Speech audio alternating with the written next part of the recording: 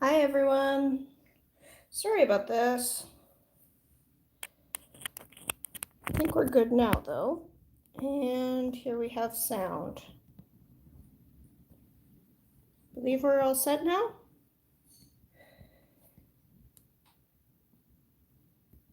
And thank you for using phone rotation tech support. We will send you a survey to annoy you in 2 weeks. That's great. Yeah, I'm so sorry about that. I got distracted by a thing, which I'll show you very shortly. Sorry. No. Then I went to start my stream and realized my phone was not rotating. And I couldn't figure it out. And then actually you suggested the phone rotation at the same time as my husband did. So, yeah. Now we're here. How is everyone? Hi, Jacob. Who else do we have? Oh. So I've got Sterling and Gabor and Ev and Dan. Hi everyone. I hope I didn't miss anyone with this terrible tech issues here. So, since we talk about hoarding paints a lot and like this weird collector mentality, I wanted to show you what that looks like from the other side of botanical art. So I have a garden. I have a really small property to grow a garden in, but I've crammed it quite full. And so the other thing that I tend to hoard in addition to paints is plants and seeds. And so this is my seed collection, and I've been sorting it out, putting the different kinds of seeds into these little bags. So this is arugula, and it's got all the arugulas in it. Why do I have this many different kinds of arugula?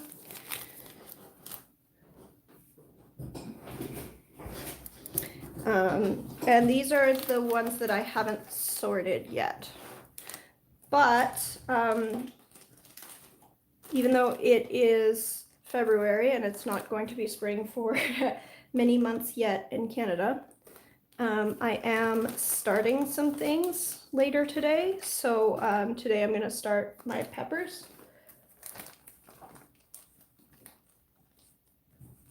Thanks, Jacob. That's so sweet. Anyway, but I thought that maybe some people would be interested in seeing what I'm growing. And maybe laugh at my absurd plant hoard as well. Starting the sketchbook tonight. Oh, cool. That's great. I also have some sketchbook postcards to finish. So anyway, these are some new seeds that I received this year, and I still need to sort them into the bags. And then I found seeds that had fallen out. So I used to have them sorted alphabetically in this box, but I just had them in their little paper seed packets, which isn't the best way to store them. So I didn't buy all of these seeds this year. Seeds are marked for the year that they're sold, but they do usually still work just fine for a few years after, depending on how they're stored, basically. So most of these seeds are not things that I bought this year, and in fact you'll see like in these bags there's a lot of seed packets that are open because sorry, there's a whole bunch of seed packets that are open, and that's just because I opened the seed packets and used them last year or the year before. So this is a hoard that I've collected over about 4 years, probably. The oldest seeds are about 4 years old here. But sometimes I will buy doubled up seeds from 2 different companies. Like I'll buy the same type of seeds from 2 different companies because I haven't been keeping very good track. So, and also because I think when I began, I thought that seeds would go bad. So I really wasn't experienced. So they have like a best before date, like a sold for date on their packages usually. And so I was worried that they wouldn't have good germination, so I'd get more seeds of the same type for the next year. And then sometimes I lose track of what I bought and buy 2 of the same. So I'm trying to get a hold of that. I'm doing a low buy year this year, so I'm not buying paint, I'm not buying a bunch of stuff. I did allow myself to buy seeds because there were some things that I was genuinely out of. Although I have found since reorganizing these that I was kind of wrong about some of the things that I thought I needed to buy as well. So we're going to go through these and look at some seeds until a few more people show up. So here, this is Mâche, which is, so these are from Terre Promise, which is a seed company in Quebec. I've been trying to get some seeds locally as much as possible. Although I have to say I'm very tempted by like very, interesting varieties and what have you. And there's a lot of different varieties that you can get from American seed sellers. But this is a green. It's a very cold hardy green. And I'm gonna make myself a bag for cold hardy greens, which I haven't started yet, but I know that there's a few more in here that I haven't sorted out yet. Quebec represent. Yeah, so interestingly, there seems to be like quite a few seed sellers in Quebec, and I wonder if it's like mostly a language thing, where there's like fewer seed sellers in Manitoba or Newfoundland or Saskatchewan or whatever, just because they can just get it from Ontario or from BC. But there's a lot of like really interesting seed sellers in Quebec, and so I've gotten a few. This one's really neat. I really like this place. So I got a bunch of tomatoes because last year, well, actually a couple of things happened last year. So here's my tomato bag, and I'll show you what I've got saved up. So I've already gone through my tomatoes and gotten rid of some of them. So what happened last year was, in the past I've always grown last year was the first year that I started long season crops like tomatoes, peppers, eggplants, etc. from seed. Prior to that, I would buy like things that I would direct seed in the garden. I would just direct seed in the garden, like kale and stuff. I would just plant out in the garden, but I wouldn't start seeds inside. And I would just buy starts from a local nursery. And there was a really nice heirloom tomato sale that used to go on down the street, and I really enjoyed getting heirloom tomatoes. So last year I started peppers. I started some peppers, but I wasn't sure about it, and I intended to buy most of my tomatoes as starts, but I had a few tomatoes that I was starting myself, as well as a few, and I'd gotten them in like January before the pandemic hit, and then the pandemic hit and I decided to just grow them. Now, some of those didn't work as great. Like, I wasn't terribly happy with them. So I got rid of some of them. And some of them I ran out of. So I looked through the tomatoes that I had, which I think I had these 4 left over. And these 2 were my favorite, so I'm actually going to get more of them. You'll see some of that here. Black cherry, I'm almost out of 2, so I'm just going to plant the few that I have left. These I bought this year, and I'm just, yeah, so that's now I'm going to be growing my own tomatoes. Anyway, so it was kind of nice that I had some last year, even though obviously I couldn't do seedling sales. But now I've decided that I quite like starting my plants indoors, so I'm going to be starting all of my tomatoes this year as well.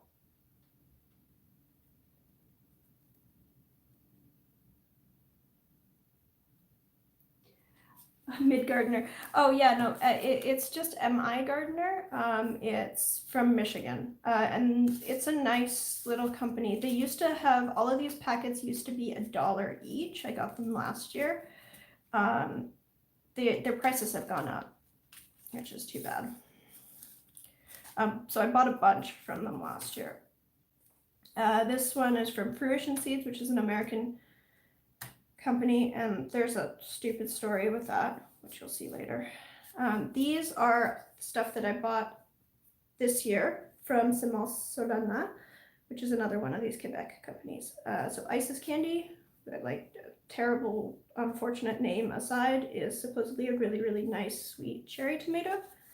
Subarctic is just a really early tomato because grocery store tomatoes suck, but our season is short, so trying to get tomatoes as early as possible. And Nepal tomato is like an early to mid-season tomato that's apparently really tasty.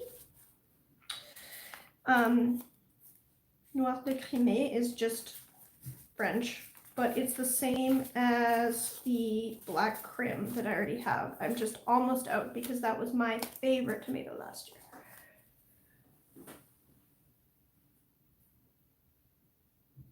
Hi, Paulo.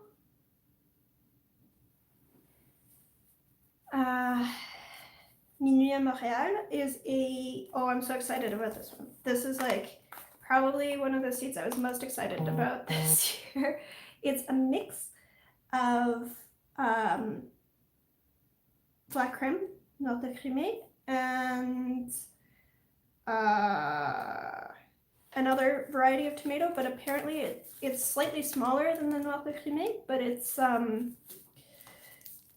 really early, which means then I can get, hopefully, it supposedly tastes very similar, hopefully I can get like my favorite tomato flavor a little earlier. This one's a really cool shape. It's like a paste tomato, but it's really long and sort of curly, called the book. And so again, really excited about that. Petit Moineau is a Quebec heirloom, but it's like a wild tomato type, little currant tomatoes.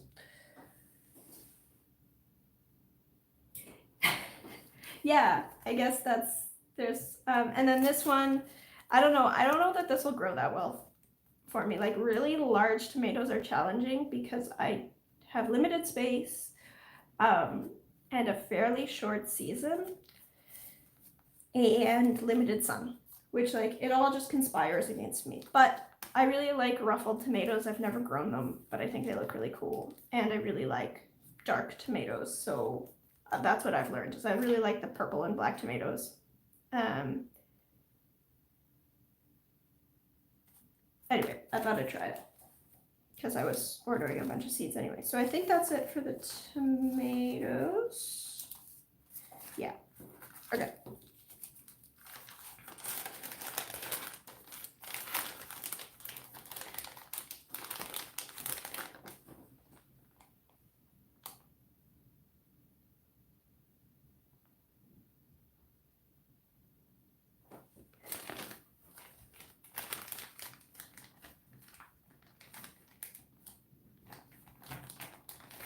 They look so cool. It bums me out that I can't eat them. You can't eat tomatoes out. Are you allergic? Or you just haven't grown these specific tomatoes?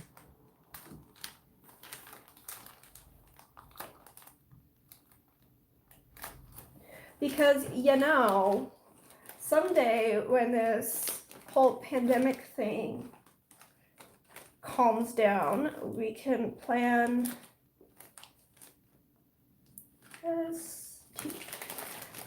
someday when this whole pandemic thing calms down, we can organize a get-together, and then I think you can have some of my tomatoes if you're... Oh, I can't swallow raw tomatoes. Comes right out. Oh, that's too bad. But you can have cooked tomatoes.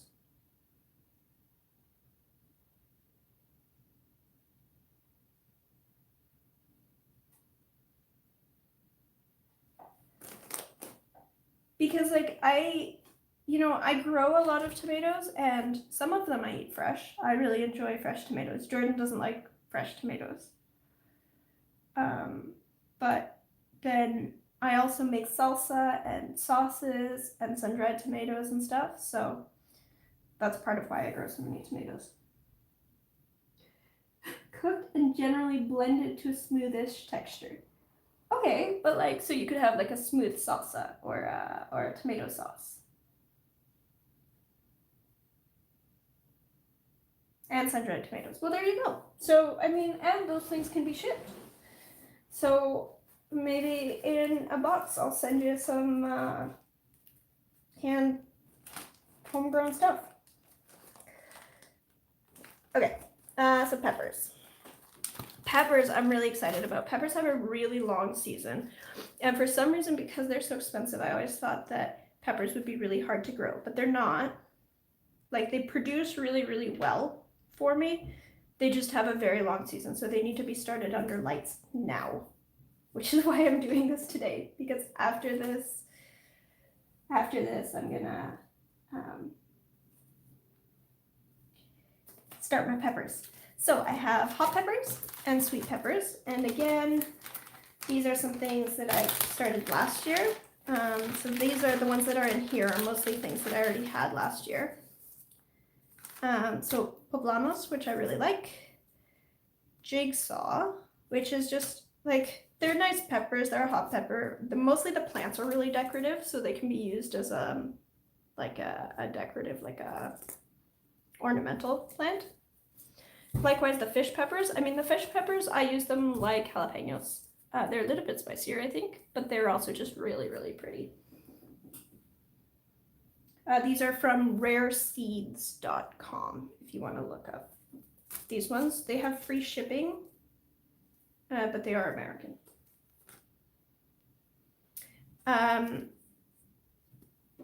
Then Sugar Rush Peach was one of my favorites. It's a hot pepper, but it's really nice and sweet, and it looks really pretty. Like, the peppers themselves look really pretty. And I kind of missed out last year because I planted them late, so I produced some, but not quite enough to really do something with them. But I think that it would make like a really nice hot sauce or like a peach salsa. Ooh. So I might get fresh peaches and make a peach salsa.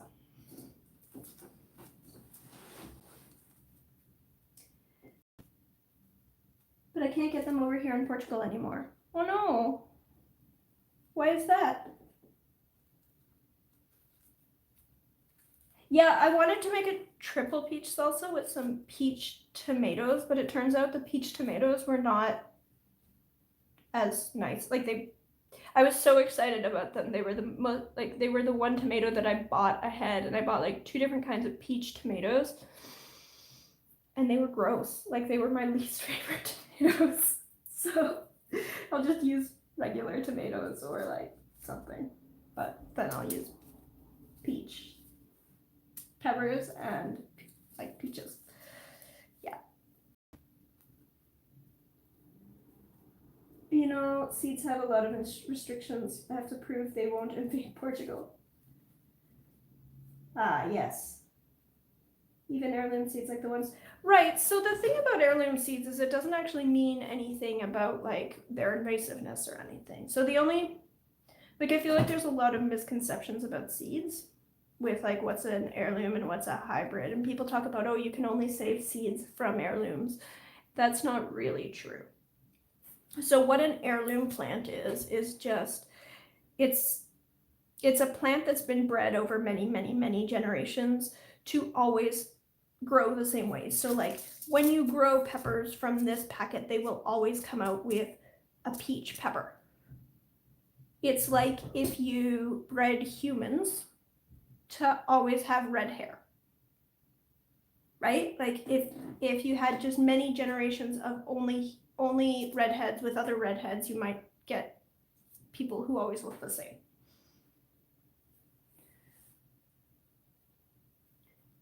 Right. I mean, that's terrible, but it's like, it's a,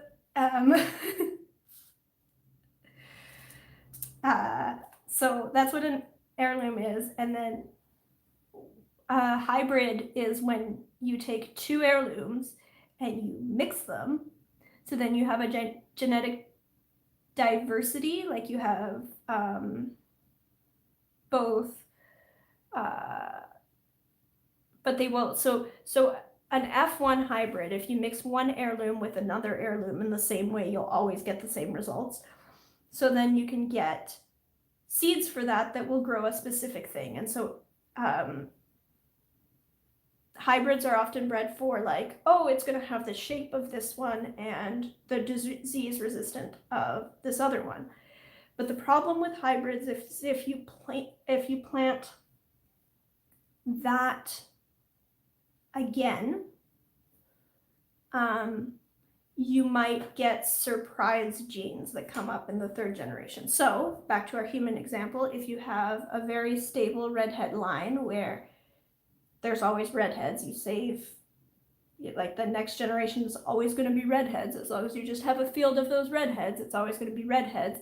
And then you mix the redheads with some brown-haired people. And then you have brown-haired babies that have some redhead genes, like maybe freckles or something. But then the next, like their children might come out redhead.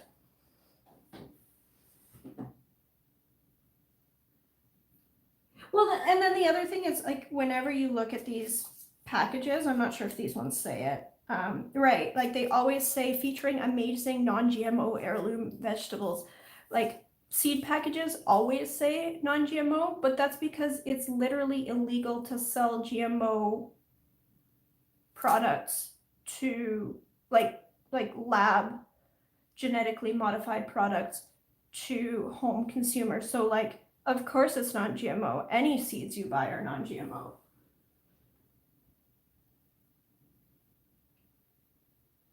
Yeah, so they Rare Seeds has 2 versions of their catalog. I'm trying to see if I have it in this room. I think mine is downstairs. I have last year's. But they have 2 versions of their catalog, sorry. They have a shorter version of their catalog that is free, and then they have a very long version of their catalog that's like 300 pages and has full color pictures on every page. It's absolutely gorgeous.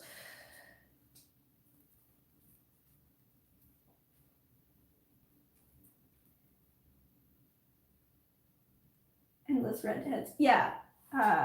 Right. So this is like a talk on how Ed is going to take over the world.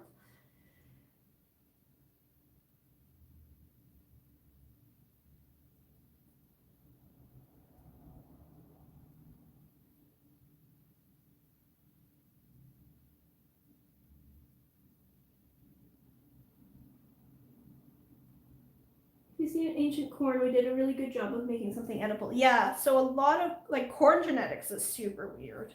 Not even gonna get into that. I'm not growing corn this year. I grew corn last year. It was really nice. But it takes up a lot of room, and I grew it in my community garden plot. And this year I want to grow some other stuff, so, and move my tomatoes around, so I'm gonna grow more tomatoes on that plot, which means I don't really have a block to plant corn in. So no corn this year. Anyway, so where was I going? Yeah, so these are really nice. Oh, these are some new ones. I got 2 Brazilian ones, Cumari do Pará and Pimenta de Bode, which is really neat.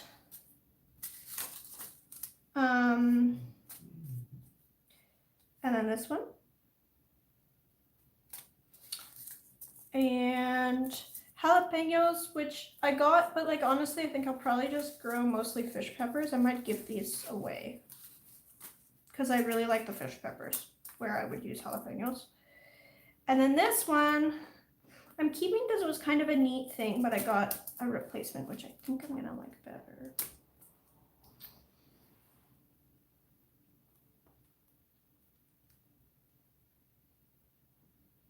It's the same with bananas, yes. Almost all fruits and veggies, yeah, they've completely changed. Ají charapita is another, there's like a Peruvian heirloom. Apparently this one grows really nicely indoors, like as a house plant. So I'm gonna grow this one as a house plant. Biquinho peppers.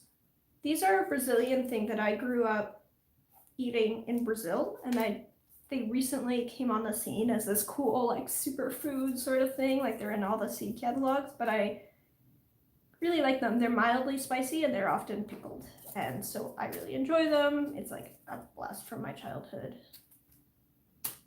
Grow these. Pekin are what I'm going to be growing. So I couldn't find pekins last year. We use instead of like cayenne flakes, like chili flakes, we use ground up pekins, which I got at some store. And we really enjoy the flavor of those. And I got chiltepines, which looks similar, last year. But then this year I found the pekins. So I'm probably going to grow the pekins this year.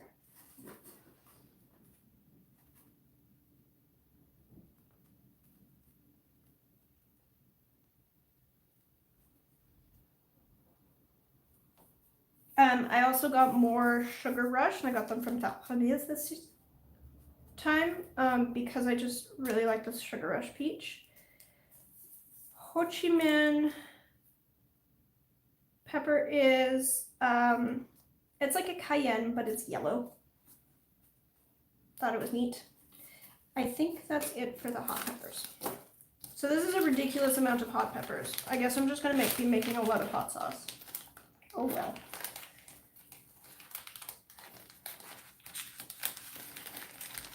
But yeah, so that's what I'm growing. I also have a black Hungarian pepper coming, which is also like a jalapeno type, like used similar to a jalapeno. So I will try that as well.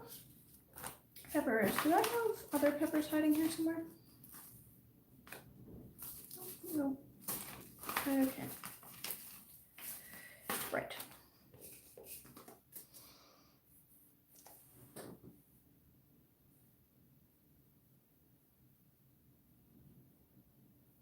For pickled onions, I'm also planting Chinese peppers. They have like 6 colors in the maturation. I love peppers. Okay, so then we have sweet peppers, which I have a few more coming from another seed company. But right. So these are the ones that I had from last year. I also grew California Wonder, but I got them from a nursery and it didn't really go really well because they're really small, so they didn't yield. The previous year I'd gotten larger starts and California Wonder worked really well. These are the two that worked best for me last year with peppers, sweet peppers, Jimmy Nardello and King of the North. Jimmy Nardello has a cult following. It wasn't really my favorite flavor, but it grew really prolifically, so I'm gonna keep it. And King of the North is a bell pepper that's just a little bit earlier than a lot of bell peppers. What do I do with them all? I mean, peppers, I'm happy to just, sorry, do you mean hot peppers or sweet peppers? So sweet peppers, I'm happy to just eat. I also put them in salsas. I also put them in like stir fries, salads. Roasted peppers are really good. I'll make roasted veggie sandwiches. Roasted jalapeno is chipotle. Yes, roasted jalapeno is chipotle, and I really like chipotles, but I'm gonna try making them with other like peppers that are similar to jalapeno, but I'm just gonna roast them. Well, smoke them. Yeah. I like the smokiness. I really like smokiness too. Like I really like smoky flavors.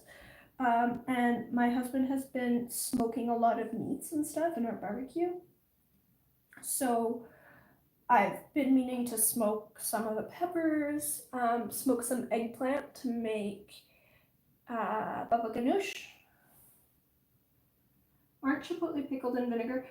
They can be. Sometimes chipotle are pickled in vinegar, but chipotle are they're smoked red jalapenos.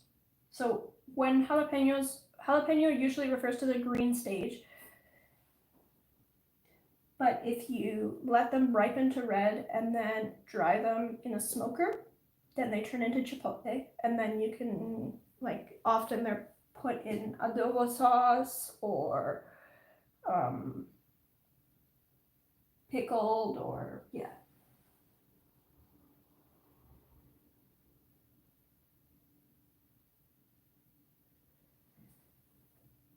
I really like spicy flavors. Last year though, I kind of like I lost track of my peppers, and we grew, like, for example, we grew ghost peppers, and the ghost pepper plant did really amazingly well, and I wasn't prepared, so I didn't make hot sauce out of it. So like we had a bunch of peppers go bad, but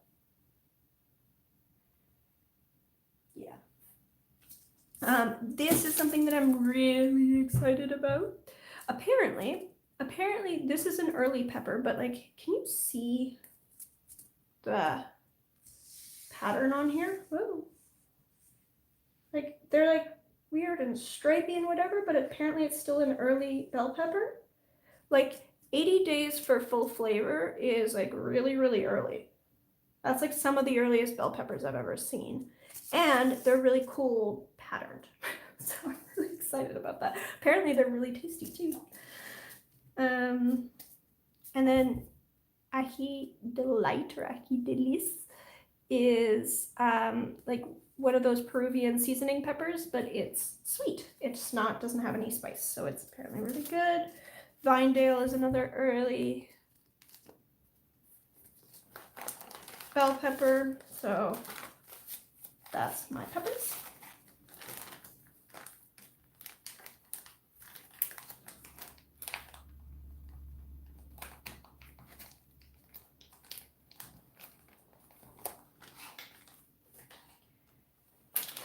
Paulo, what is piri piri?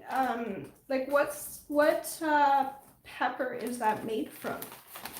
Because I don't think I've seen piri piri. Like we can get piri piri sauces here, but I don't think I've seen like a specific pepper type marketed for it.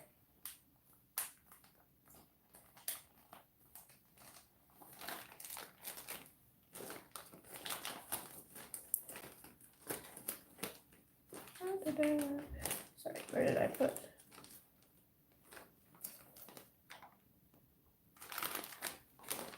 Peppers. Where did I put the other pepper? And did I mix them all together? I did. What the hell did I do? Okay, so that was me being dumb. This doesn't go in here.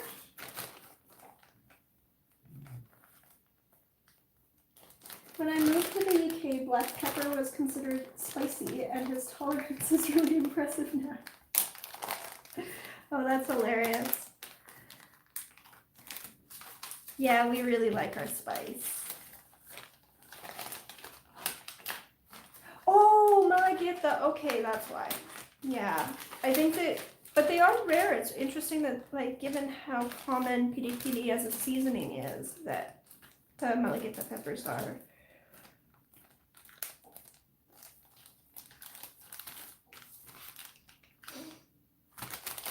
Anyway, hot peppers and sweet peppers. There. Cucamelons, which aren't really cucumbers, but I'm going to put them in the cucumber bin. Carrots, chamomile. Where's the cucumbers? Where did I hide the cucumbers? Aha. Okay. So I have some cucumbers, and then I found some more, I think, that I had missorted. Just hiding in here, like this dark cucumber. So I'm not gonna sort through all of these, I don't think today. It's a little much. Yep. So I've got dark cucumbers, Calypso hybrid cucumbers, straight 8s, and I've got 2 packages of straight 8s. So straight 8s are what has performed really well in my garden so far. They're not really my favorite cucumbers, other than they grow really well in my garden. I would prefer to have like more of a long type, and I might get some later. I think I ordered one from, I have like one or two more seed orders coming in. But dark cucumbers are a new thing that arrived late last year, so I didn't grow them. And the Calypso are nice. They're like a little pickling pepper. Dar is also pickling pepper. And then cucamelons are like little teeny tiny watermelons, and they taste like sour cucumber.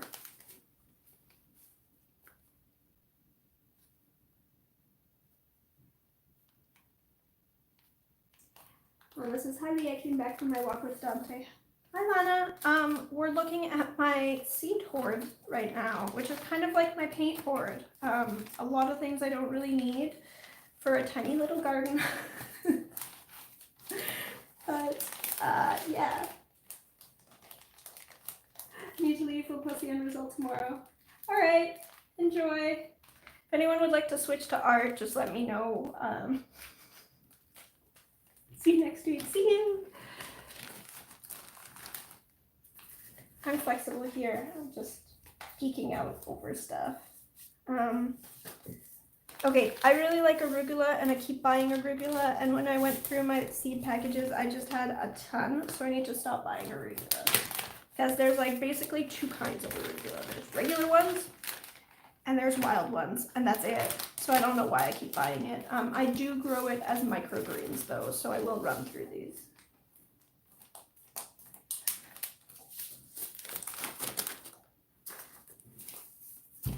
Chamomile, which I thought I was lower on than I actually am, so I bought some more, but it turns out that, again, when I went through all of my chamomile, I already had a couple packages, so now I have more. But we drink chamomile in tea. It's also just a nice little flower for filling in little spaces.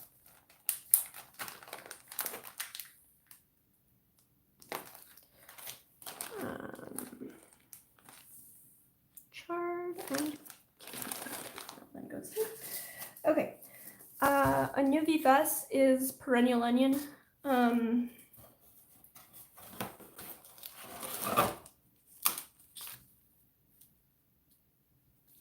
And yeah, so this one's apparently like the size of a leek, like it's a really large perennial onion. So this is a green onion, and I'm just going to grow that.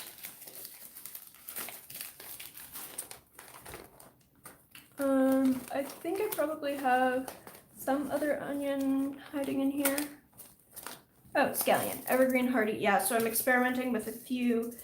I really like the concept of just having perennial onions. I mean, obviously we will also grow storage onions or buy storage onions. We grew some last year. They take up a fair bit of room given that we eat a lot of onions. Like we eat onions with almost every meal. And we don't have a lot of space, so, you know, I'm sort of split on whether to grow things like that, or because I'm growing things like that I can't get at the grocery store. If it's going to be storage onions, I mean, I can just buy them cheap.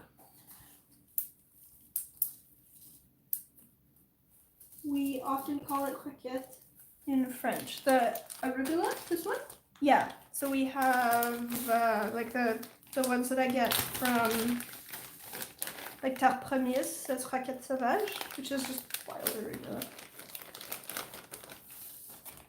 Isn't chamomile a tree? No, chamomile is a short little plant. It's like a short little flower.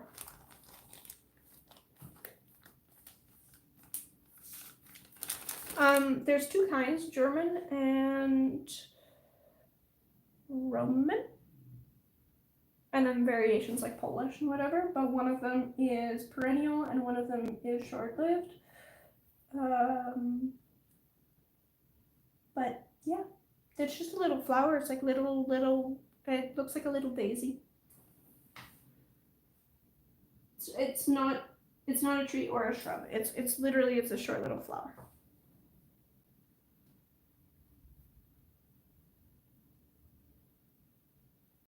It was lovely and hadn't realized that the flowers were so dainty. Don't be afraid to harvest your chamomile. It reblooms more like the more you pick it. It's kind of like basil that way.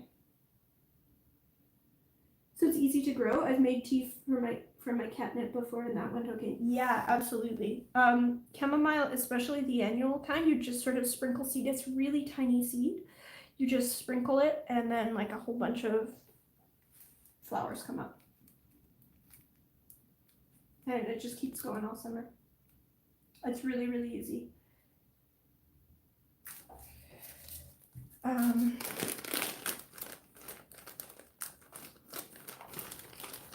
Nasturtium. Please. Okay, so that goes here. Right.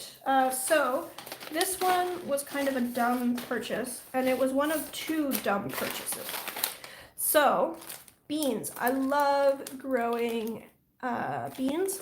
Like specifically, I tend to grow like green bean types rather than storage beans. Again, I would grow storage beans if I had more space, but because my space is really limited, I buy storage beans because they're cheap, and I figure if they're already dry, there's really like the benefit that I get from drying them is really limited. They're really cheap. So I just buy my dry beans mostly, but I get green beans. Last year, I purchased this from La Société des Plantes, and it's a green bean type that I had grown the previous year and really liked. Triunfo Violetto, and it's really lovely.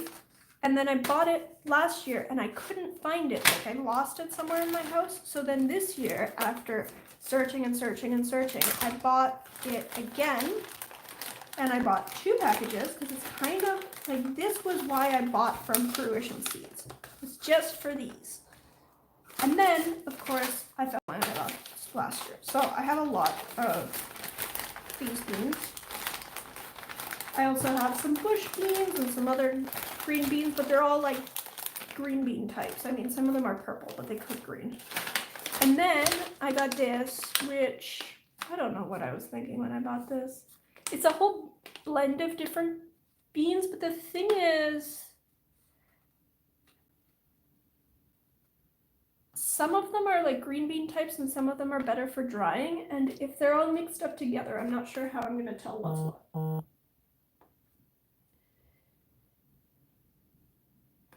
So I'm not sure. If I grow them, I'll probably just grow them all as dry beans. Because like most green beans, you can save the seeds and grow them as dry beans. So I don't know.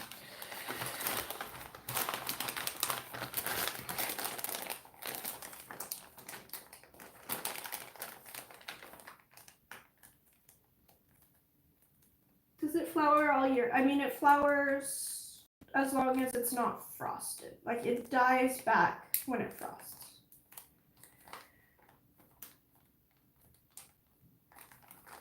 I was more nervous that I was misidentifying my inner critic as loud. I think it was a 2-3 rosé. Yeah. Okay, so that's that.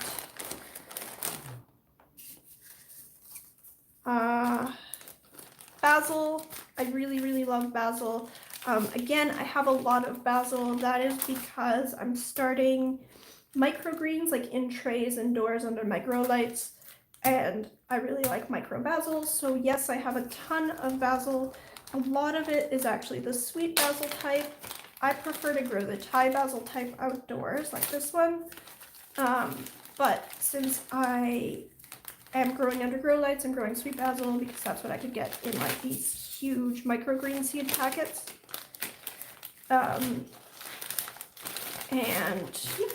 And Pluto basil is like a little teeny tiny basil. It makes a cute little ball.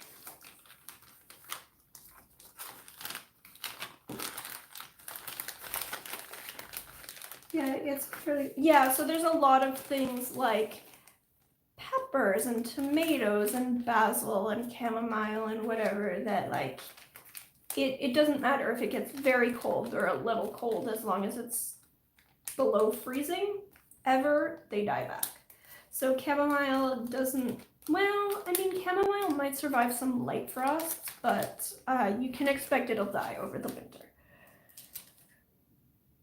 Some of it is perennial, so it'll come back depending on which chamomile type you get. And even the ones that aren't perennial will self-seed and perennialize.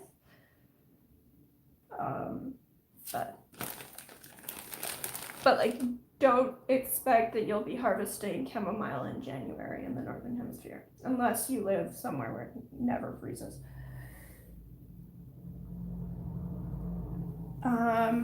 Okay, I guess stash, which is, how do I want to sort this? It's hyssop in English, and I think I'm gonna sort it as hyssop. And I think I have some more, a different kind. Just going through. Oh, and here's another onion type, red beard. I tried to grow this last year. It didn't work so well, but I think that was my fault, so I'm still keeping the package and I'll try again this year. Because I think that having these green onions that have this red stalk would be kind of neat.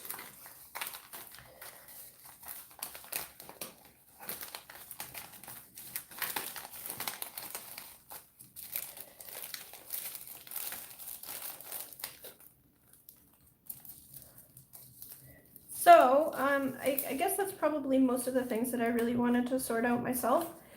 Does anyone have a particular kind of seed that they'd like to see, like what I have in lettuces and what I have in eggplants or something? Because otherwise I'll switch to doing art.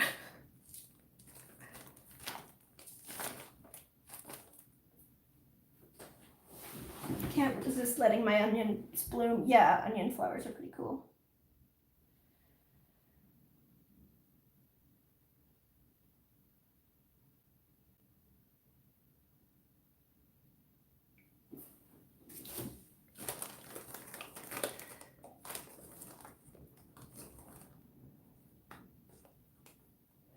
You spotted a Mizuna bag. Yes, I do have this Benihushi Mizuna. It didn't work great for me last year, but I really enjoy like mustard greens and Mizuna and stuff.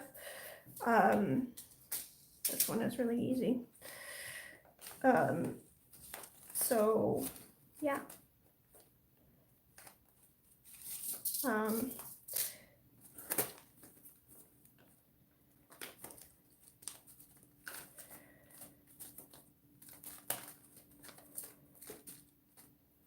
Do I have all sorts of things? Yeah, so I'm still sorting these. Not everything is sorted in here.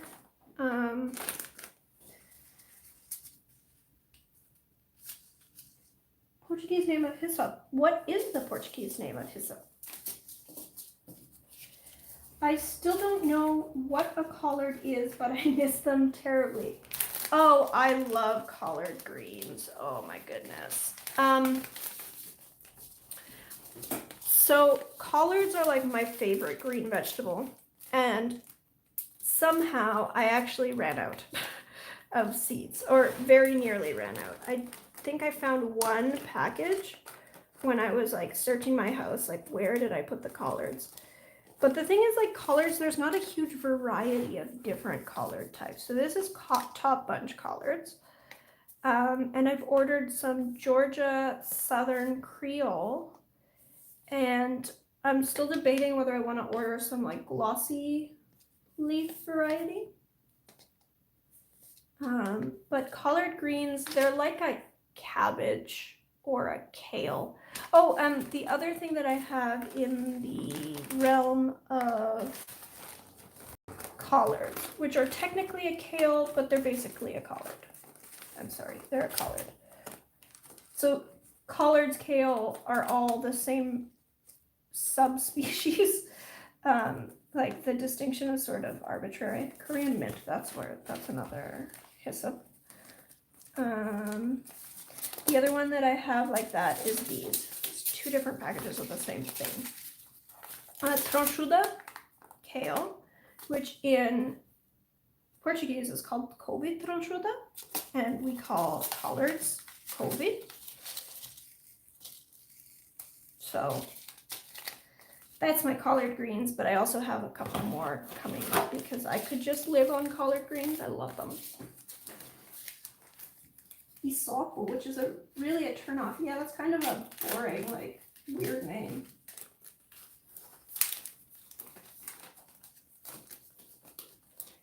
The collards mixed with some mustard greens is such a comfort food. Oh, that's interesting. I don't think I've ever mixed them with mustard greens. So what I do with them is I chop them very, very fine. So you make like a roll out of them, and I chop them really, really fine so that they're like just like little hair strands. And then I put them in a frying pan and just touch the heat, throw a bunch of salt and roasted garlic in. They're so nice. They're so nice. I also sometimes put some lime juice in. It's like a somewhere in the like salad to a like green side dish. I really like the texture. I really like it. I could live on collards.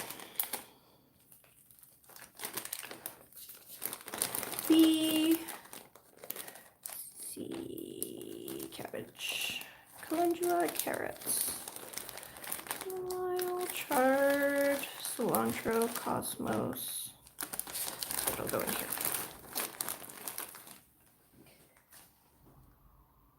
Hi Val, how are you? Yeah, I mean, I also like kale for the same reasons as collards. We're looking at my garden seeds.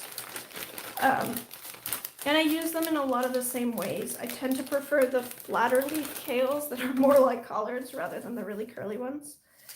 But they're basically the same thing. Kale, on the other hand, is trendy. So there's like 1,000,001 different kale types. This one was free. I didn't pay for it. Frills lacinato. Bare necessities. Cavallonero, rainbow lacinato. There's more. Like, I have an absurd amount of kale. But I do eat a lot of this stuff. And I sometimes grow baby kale.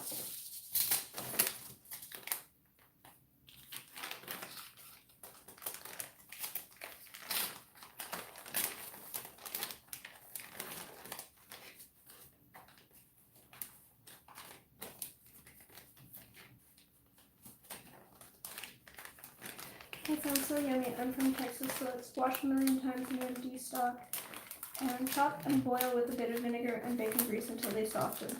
It's a side about 3 times a week at grandparents. Yeah, I guess it's similar. I tend to prefer them just like a little less cooked so that they still have a little bit more texture.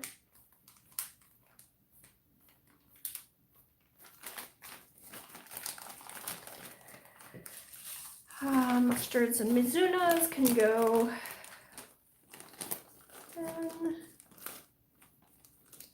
here. Okay, anything else that people want to see, or shall I move on?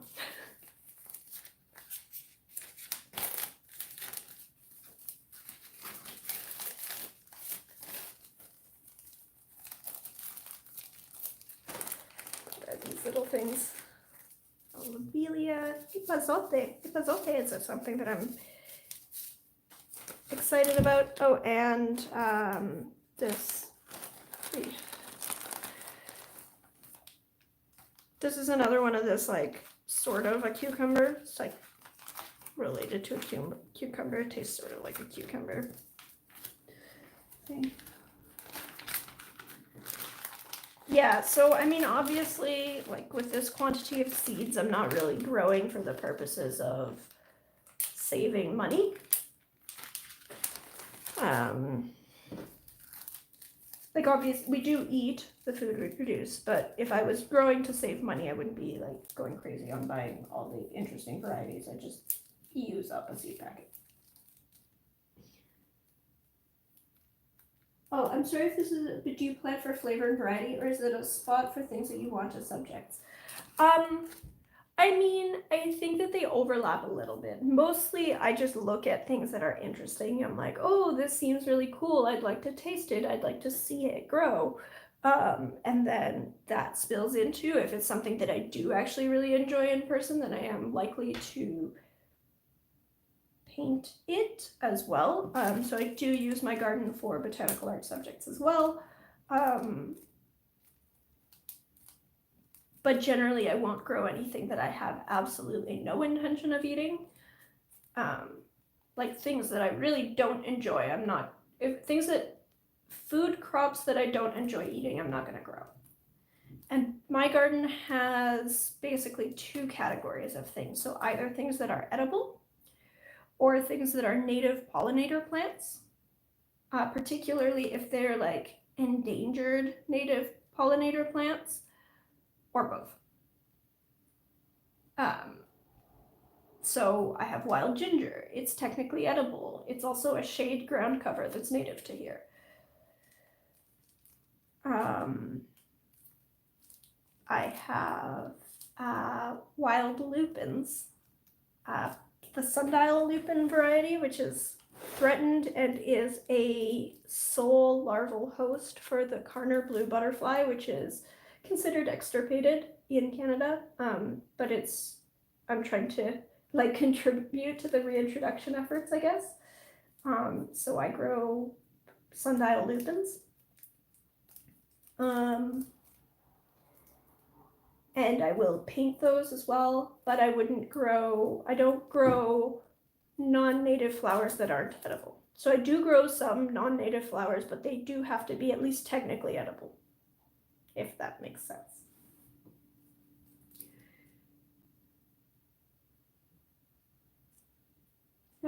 Not even flowers, food crops. Yeah, so it's worthwhile to have flowers to pollinate your food crops. But I figure if I'm going to be growing something that's a flower, it had better either be something that's like really helpful to the local environment, to the local ecosystem, so then it's a native plant. And particularly a native plant that's of some concern where, you know, there's a concern that it's being threatened or something. Or if it's something that's edible that can go in with my edibles. So, I mean, some things I do grow, like I do grow marigolds, and technically they're edible, but you really don't want to eat them very much. I do have some varieties of marigolds that I saved seed from. I don't know where my saved seed packets are, but I saved some seed from last year for marigolds that are edible, that I did put in salads. But I also do grow some of the regular marigolds.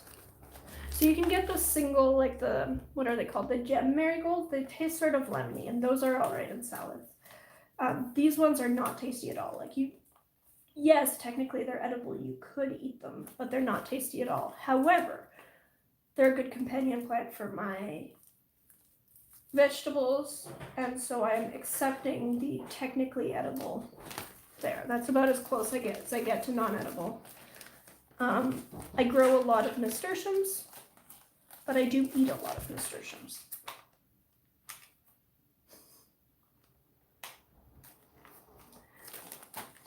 We have some cosmos of the orange variety that are edible. Yeah. What other flowers? Yeah, if we look through flowers, I don't have that many flowers. Oh, I guess here's another subject one. This is,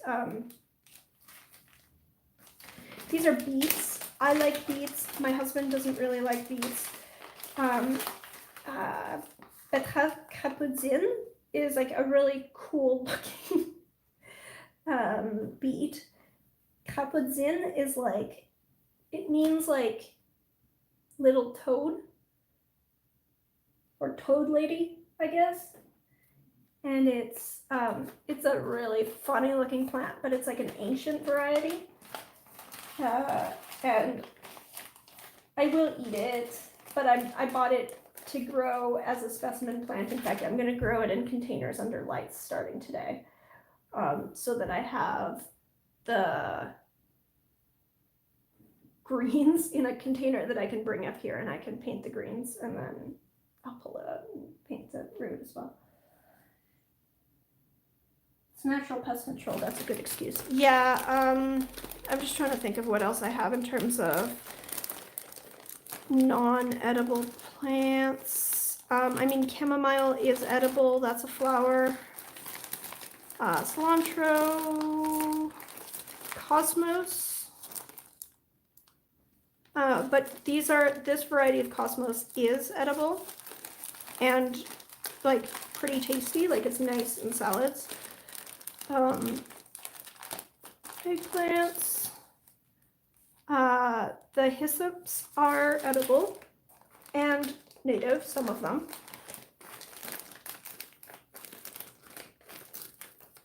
Nasturtiums I have a soft spot for, but I actually also really enjoy eating them. I put the leaves and the flowers in salads. Peppers, radishes, sunflowers, edible. Yeah. What else do I have? Oh, Nigella is technically edible. And I've never had good luck with it, but I keep trying because they're so pretty.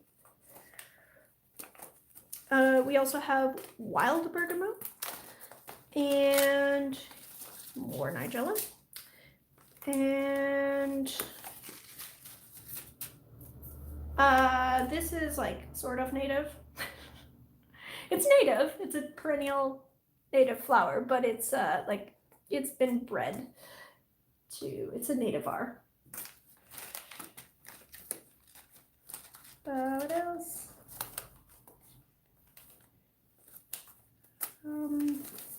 Yarrow is native.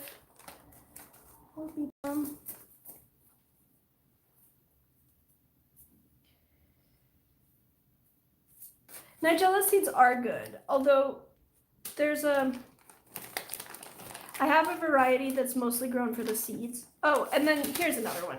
So buckwheat. Buckwheat is totally edible, but I'm going to grow it as a cover crop at the end where it's going to flower, and it's never going to set seed because I'm going to grow it as a cover crop at the end of the season. So the frost is going to kill it before it sets seed. So I'm not going to eat it, but it is edible. The real question here, do you plant catnip? Yes. So I have, catnip is perennial, so I have some catnip already. I've also got some more seed, and I'm also going to get a few, like 1 or 2 more varieties that have like an interesting plant, an interesting color to them. But yes, I plant catnip. Of course I plant catnip. Oh, borage is also edible. This was kind of a stupid purchase. It's a monarch butterfly mix, but it's not all, like some of it is annual, some of it is perennial, and it's just not some, or sorry, some of it is native, some of it is non-native, and I don't know why I bought it. Grow it. Black cumin. Right, okay. So black cumin is Nigella, but it's like it's grown, this one's grown for seed, this one's grown for like really cool flowers. They're different varieties of the same plant. Gotta have something for Neuron too. Yeah, so sometimes we keep some catnip indoors, like catnip plants. We also have outdoor catnip, but Neuron doesn't go outdoors, so it's for the neighborhood cats to drive Neuron crazy. Is there milkweed in the pollinator mix? There might be. There's milkweed in my garden, and we have the butterfly weed, which is the orange variety of milkweed. We have a lot of that.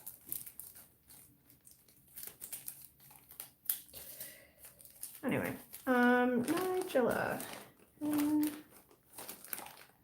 marigold, nasturtium. It goes in here. Anyway, so that's my bee balm or bergamot here.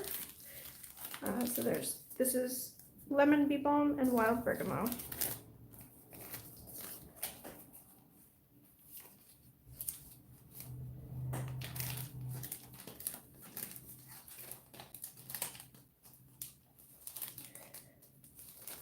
It might just grow back when the weather comes back. Like, it's perennial even in Canada and pretty hard to kill. It's a mint. So, you know, it might, like, our mint dies back to where it's just a clump in the ground, and then the spring comes around and it comes back up.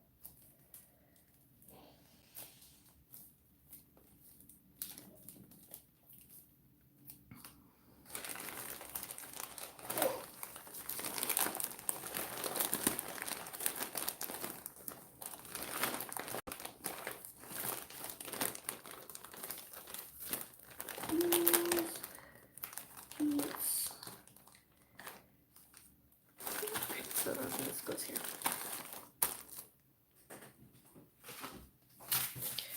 Okay, I think that's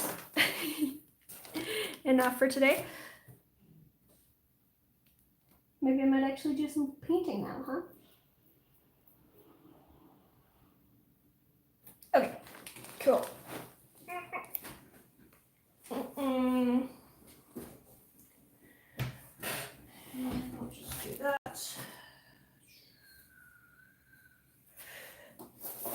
Okay, so here's the Sketchbook Exchange sketchbook, and I've been really bad about this because I was supposed to start up the Sketchbook Exchange and was supposed to send this out by the beginning of the month, and here we are, several days into February, and I still haven't sent it, and I still haven't filled out all of these postcards. So, you know, you've made it in life when you become a cat drug dealer. Yep, no kidding. So, I'm gonna go through and do some drawing, painting.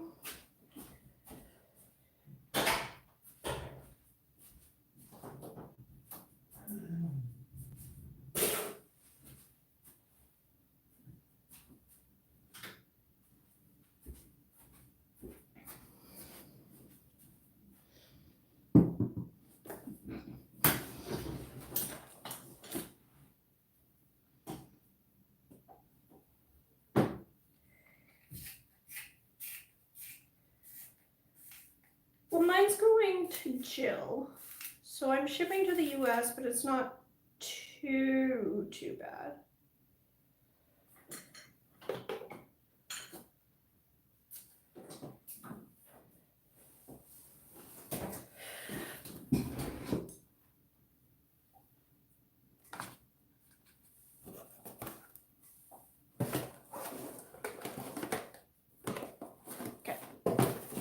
I'm going to draw a dinosaur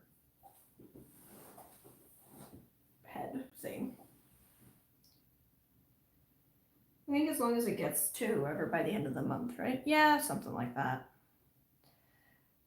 I'm just trying not to worry about things. Enough anxiety in my life as it is.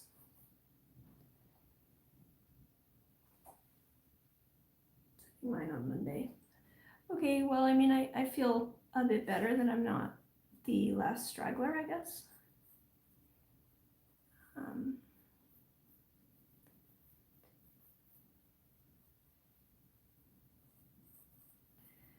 And then the other thing is I have these postcards in my sketchbook, and I'm really, like, I want everyone to have one,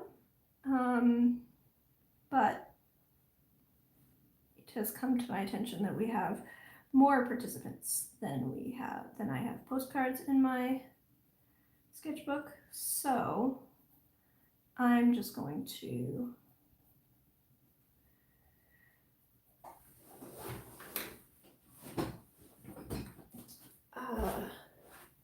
sorry.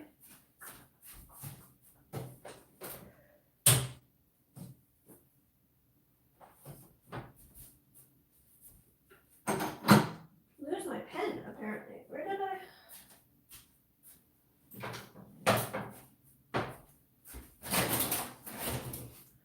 So disorganized.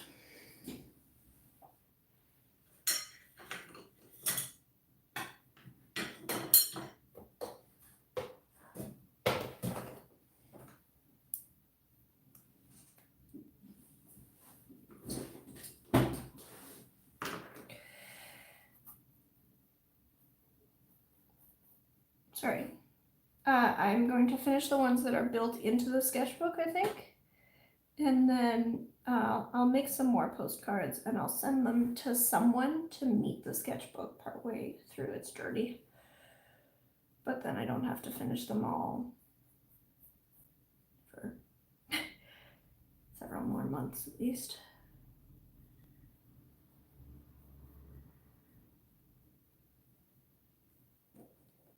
There's cat fur all over this little dinosaur.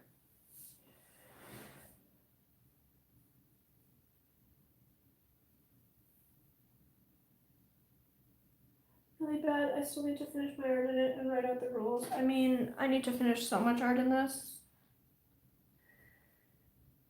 I don't know. I might spend the next several live streams just doing this, but I have other projects that I'm also trying to do at the same time, and been like not the best at getting things all done.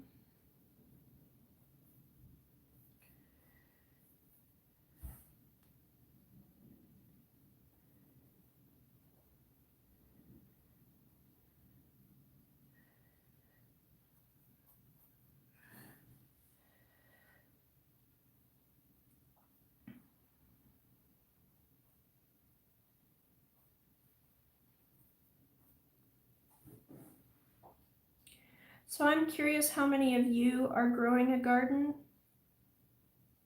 and are you starting seeds? Is there something that you're looking forward to working on to growing this year?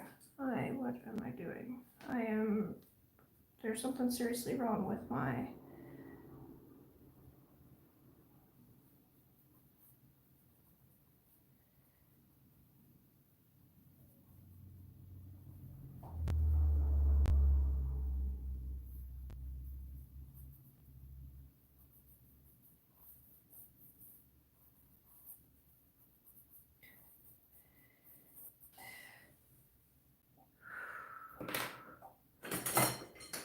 I am being very dumb about how I'm laying out this picture. This is what happens when I do silly things like try to start out with a pencil like this.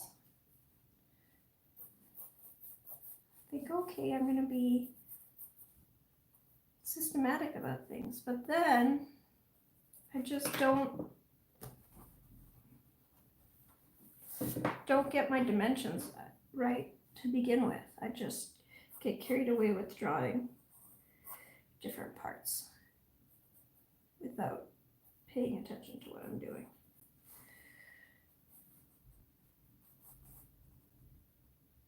So this will go here. There we go. There we go. Now we're getting a better dimensioned thing.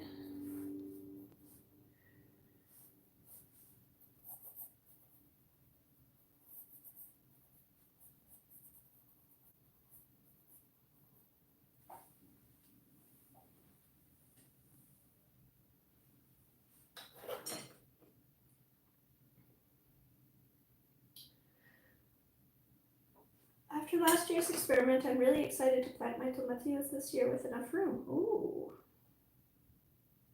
Starting some peppers this year. We do seeds and grow lights inside to start. Give everything a good start. Always have parsley and micros and basil. Basil is so good. Last year I made a whole bunch of pesto and put it in the freezer. So good. So good. And I have my yuzu tree in the balcony to see if it starts growing some leaves. Oh, that's so nice.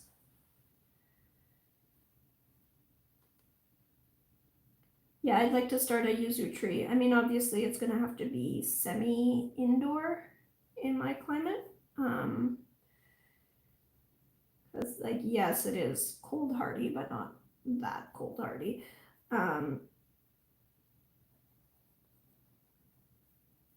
But I could maybe yuzu and fig. I could maybe just, instead of bringing it all the way inside, I could bring it into our mudroom, which is, it's not heated, but it's indoors. It's like sort of like an enclosed front porch thing. And because yuzu and figs can take a light frost, as long as it's not too long, that would be fine.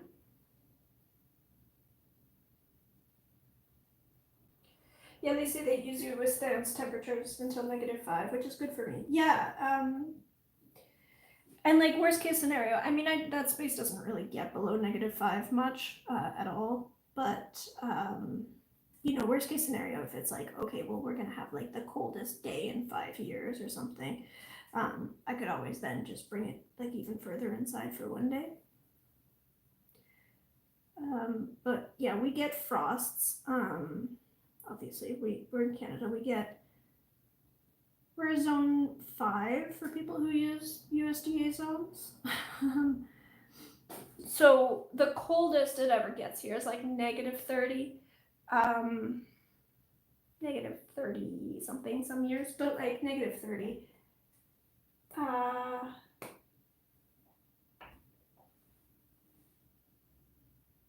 But most of the time, like our average lows are really only just below 0, even in winter. Which means that if we have something that's in our mudroom, that space is usually above 0. And like on the coldest day of the year, if it's overcast at night, it'll dip below 0, but that's about it.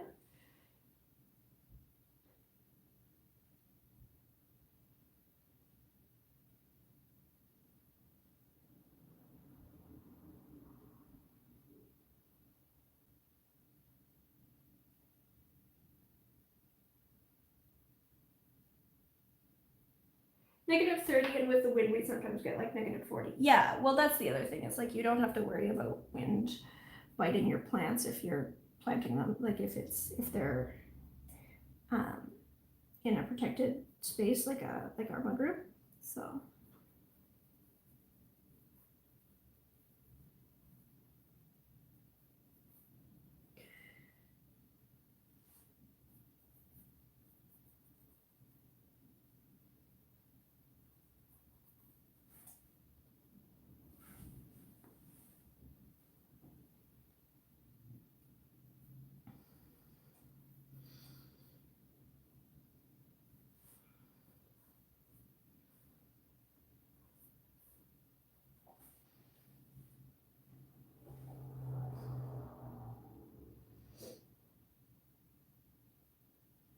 I also make white pesto from artichoke hearts. Ooh, yum. Yeah, so artichokes aren't perennial where I am. we're like maybe 1 or 2 zones too far north.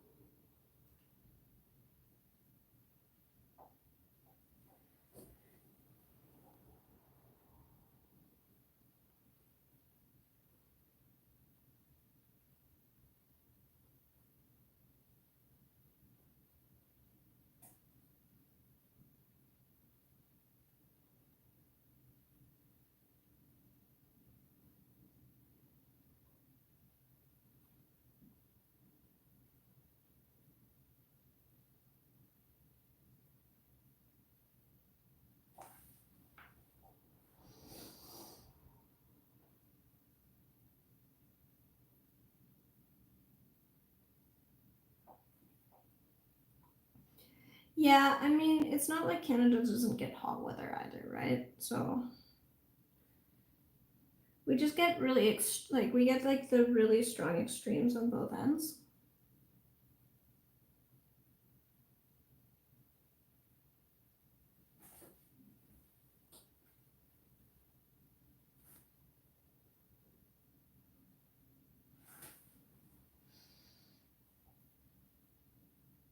I feel like I'm gonna end up making this kind of cartoony, and I'm okay with that.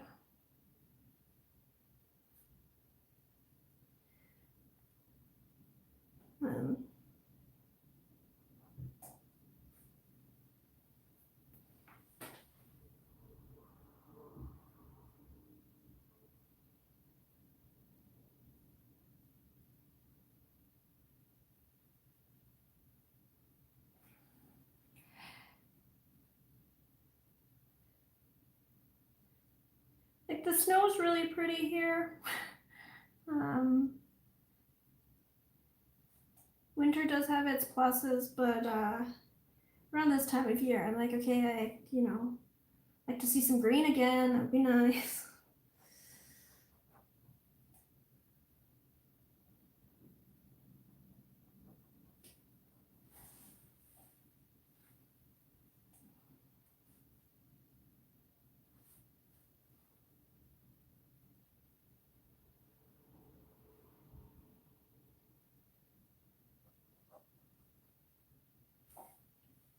But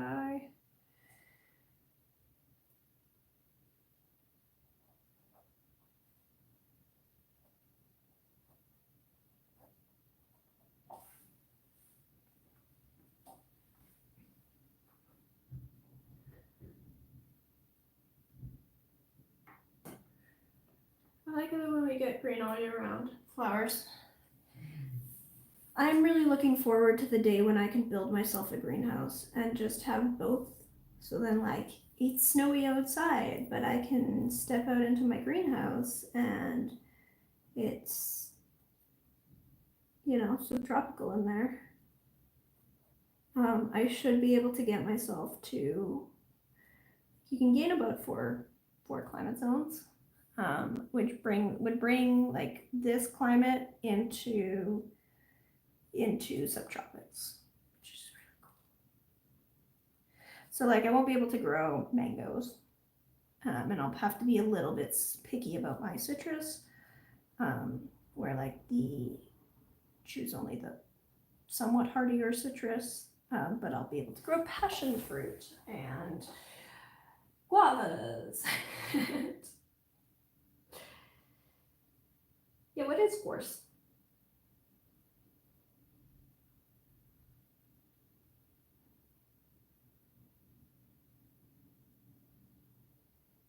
Our fish flowers tend to be daffodils. I mean, we have daffodils and what are they called?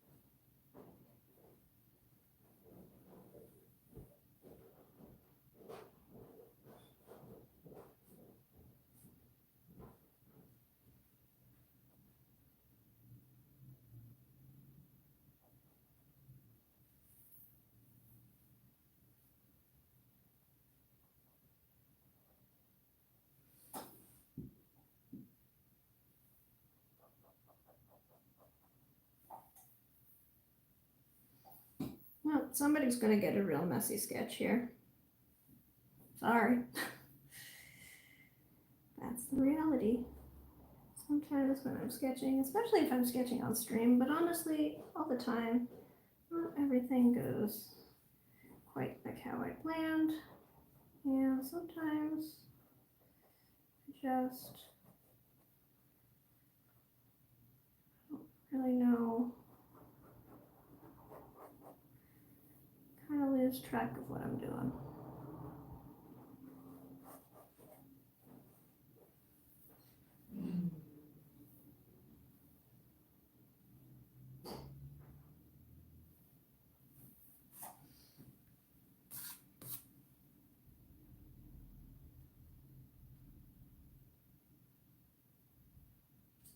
I have as much fun and frustration for ages while drawing. The first small landscape is done, but fighting with the nib and sizing of the paper. Is this the Etcher sketchbook? Is it just catching?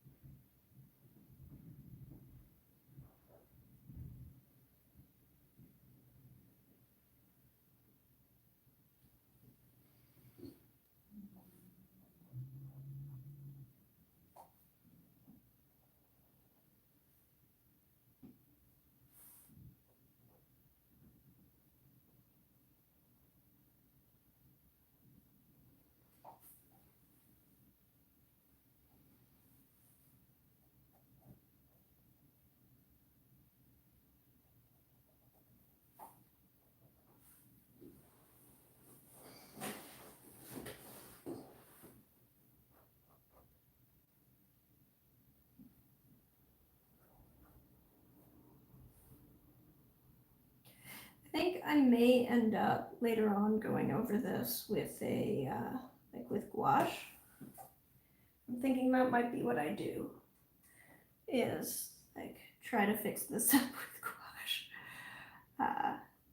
because this is, I'm just getting lost. Happens sometimes. That's just reality. That's what sketching is like.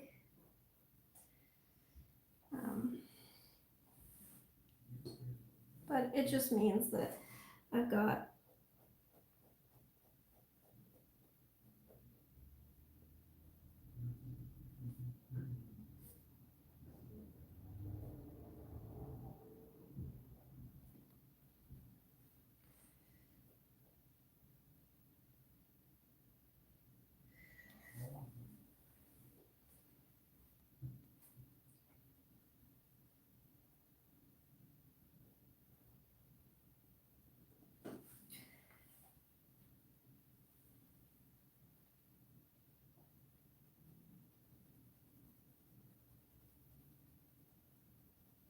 this wasn't the pen that I meant to use, and then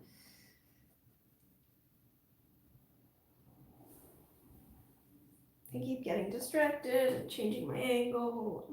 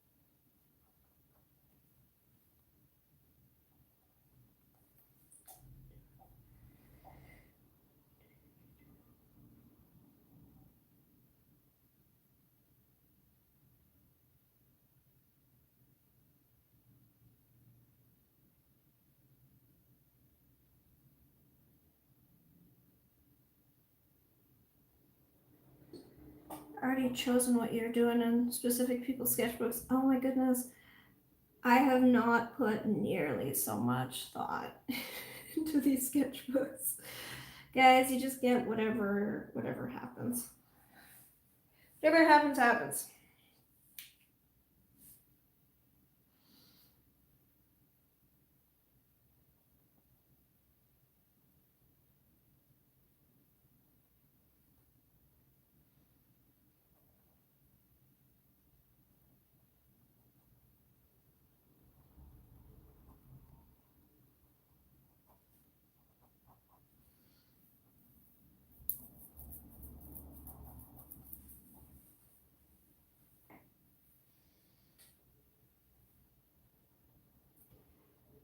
Otherwise it'll be really bad. Nah, nothing's ever really bad. Nothing's ever beyond fixing. Plus, I mean, if you really don't like it, you can always just do another sketch and paste it on top.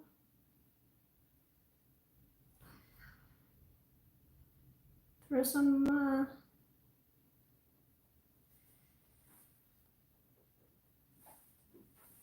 other stuff on top. Do a collage like it's a sketchbook. You do whatever you want.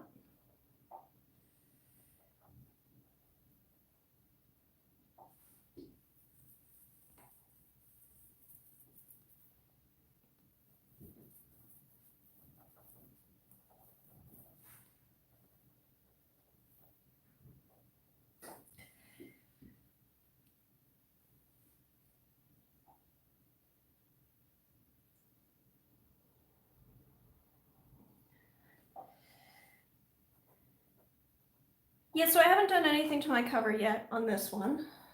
And it's already getting gummy and gross like the Etcher sketchbooks. What I've done in the past, because I have another Etcher sketchbook that I've used for my own sketchbook, like not an exchange, this guy, and I pasted some fabric to it, so I might do that.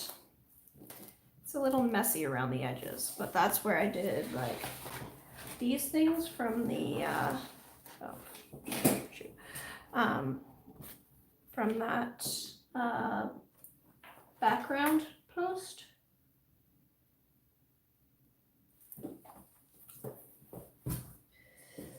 Okay, here we go.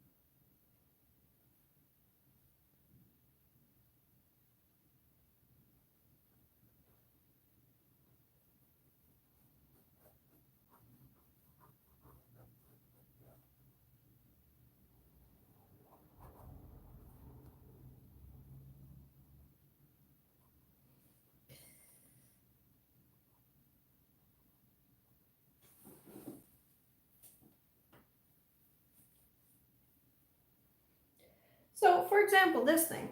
I mean, it's definitely messy. It's definitely a bit of a rough sketch. But, you know, I started feeling like this was a bit irredeemable, like the poor person who gets this sketch. You know, other people get nice sketches, and somebody gets this totally out of proportion, overworked, terrible sketch. And yes, I'm working through it and making peace with it. It's, you know, it has its charm.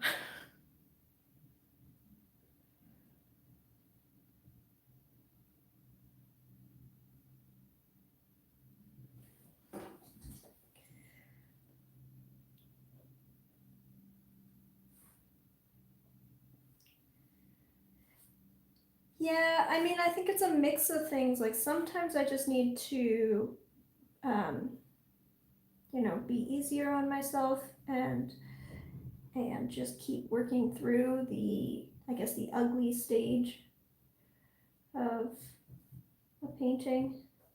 And frequently I do get to a point where it's just like, I hate this, and I start getting frustrated, and there's actually nothing wrong with it other than it's, you know, it's at that stage, and I just kind of need to work through it.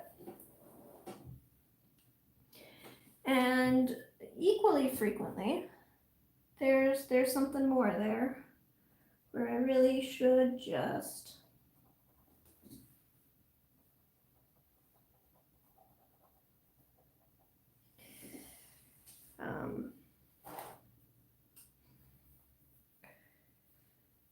work through it a tiny bit more. I just need to, sorry, so sometimes I just need to work it through it, and sometimes it's just a less is more, like stop overworking things thing, and finding that balance is tricky sometimes.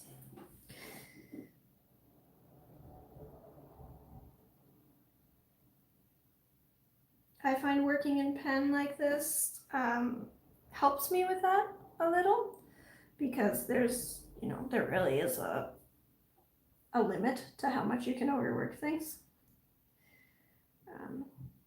and how much obsessing over correcting lines you can do, and how much you just kind of have to roll with it. But then also there are some benefits to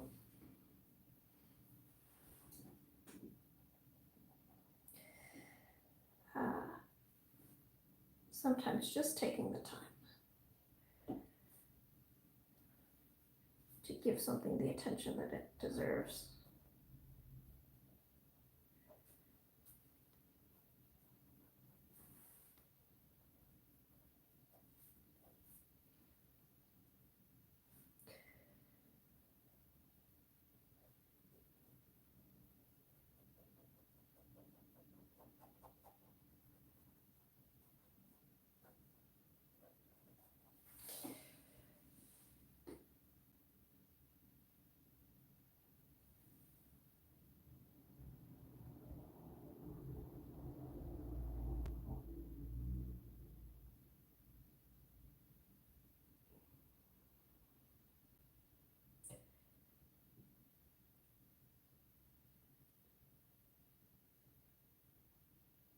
But I think it would be more useful to me as doing work regularly. Yeah, absolutely.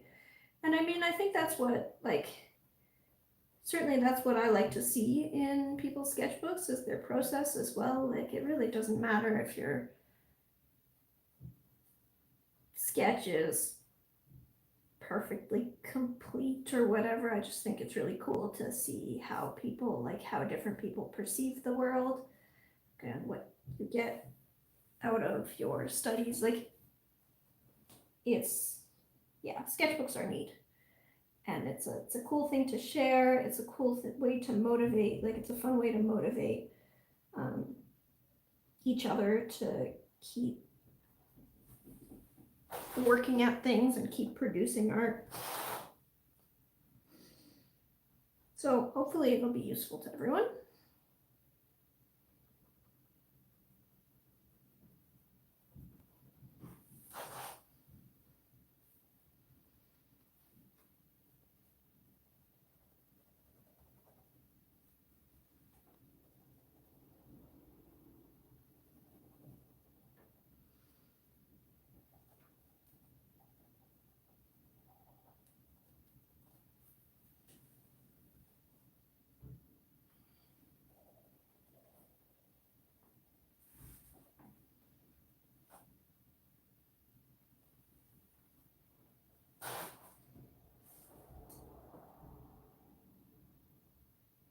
I'm so hyper that I have a feeling I'm annoying people with all my chit chat. No!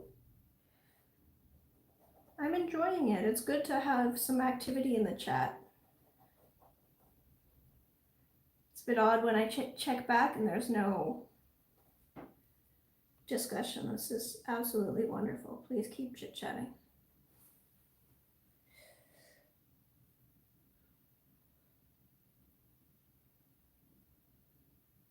Cool, Paula. I've been so distracted with Moxie, I haven't been able to chat much. Joy! I think I missed you earlier in the chat. Hello.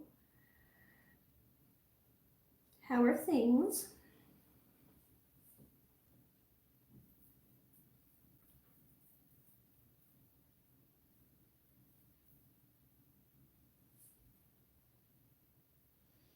Chatting while drawing, it helps with avoiding overworking. Well, this one is definitely overworked, and at this point, I'm just leaning into the overworked look.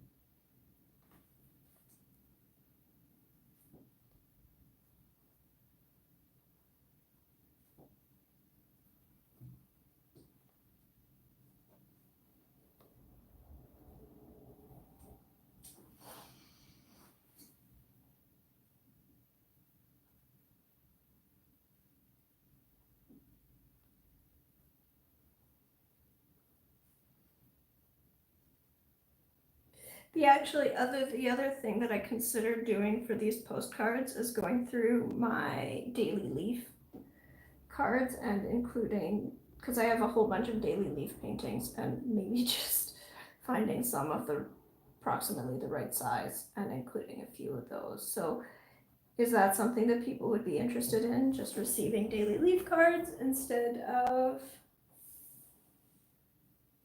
the postcards in the back of this book, if they were about the same size? Because I think I still have quite a few.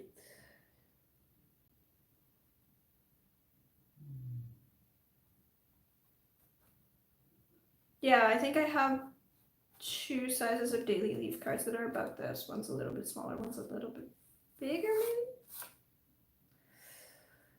maybe? Such a joy to open Twitter every day and see your work. Oh, thank you. Yeah, I need to get back in the habit of posting daily. I need to get back in the habit of working daily, but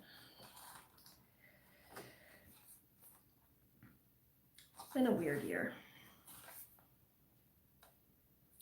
Okay, I think I'm going to stop overworking this. Do you think I should put some paint over it or just leave it as is?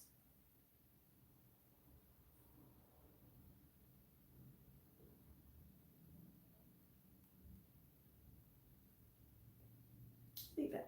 Okay, cool. I will leave it. And get to work on this one. And I just need this one and then 2 more and then do the front page and then figure out how I'm going to cover up this book, you know, simple. Okay, what am I going to do for the next one?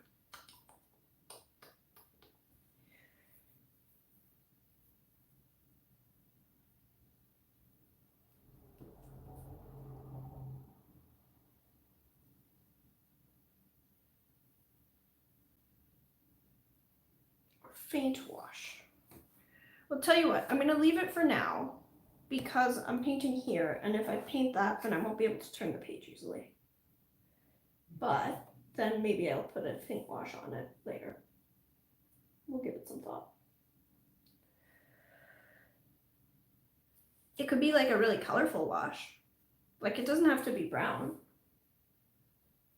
Anyone want like a hot pink dinosaur?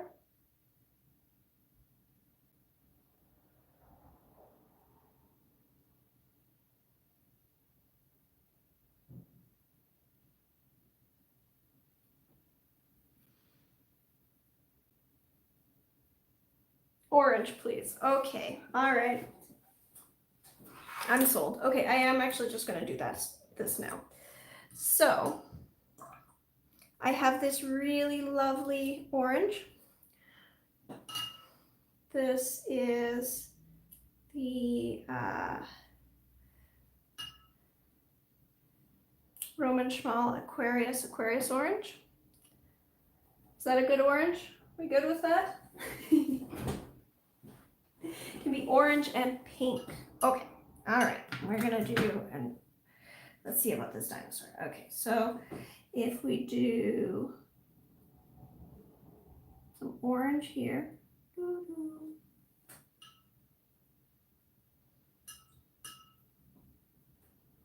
and then just okay. Let's give it some more yellowish orange from this. Oh yeah, that's nice. Yeah.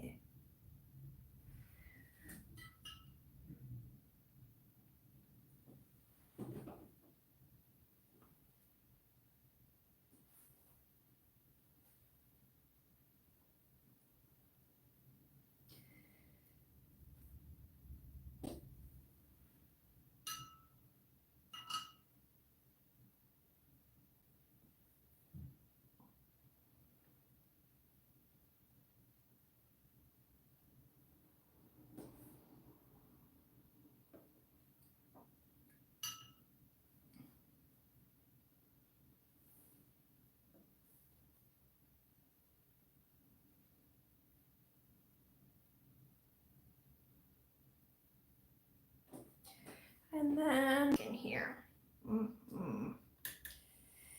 Yeah. Down in here. Let's get some more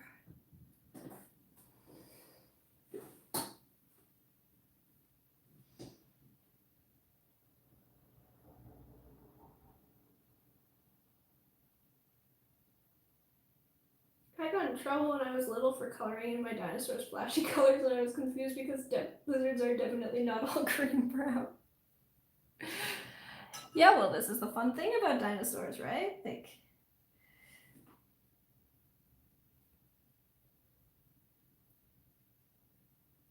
unless you have skin samples,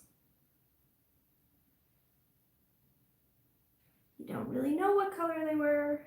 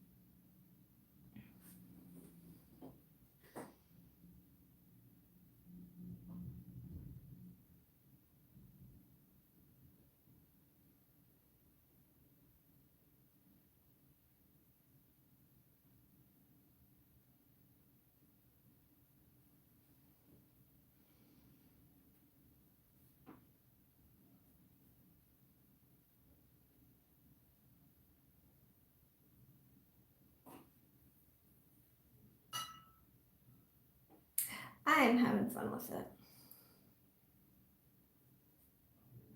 Sketchbooks are great. Okay, so then we're gonna get some more orange in here.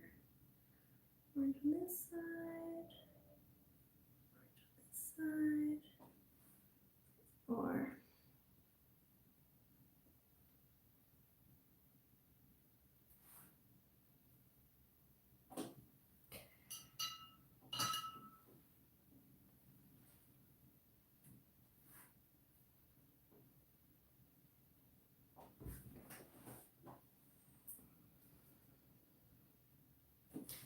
okay, so that's that.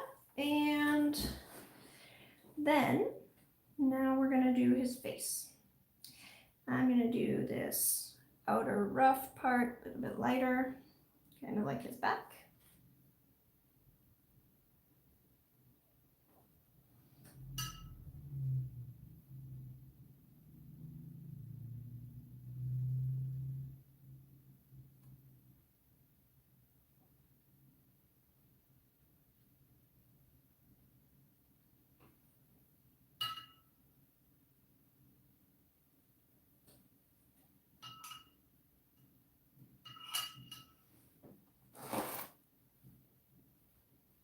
I so want the face to be lime green. Okay, I guess we can do that.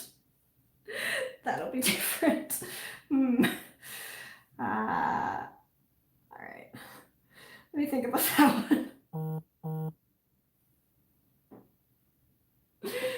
Lime green and tangerine. Okay. All right, let's see about this lime green idea. Maybe if we add a little bit more yellow here.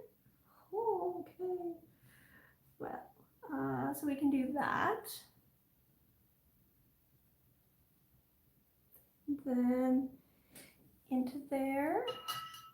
Let's see. If I mix this one with a tiny bit of, oh, that'll be fun. Okay, can do that.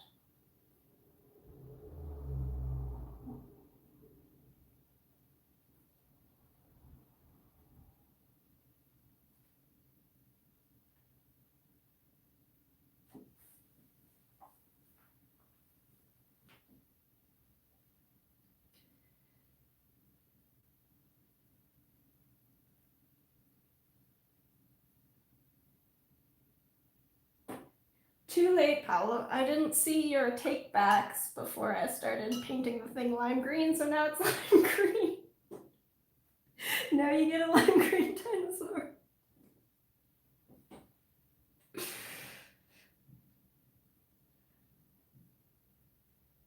You said orange, and I listened. Then you said lime green, and I listened. This is what you get.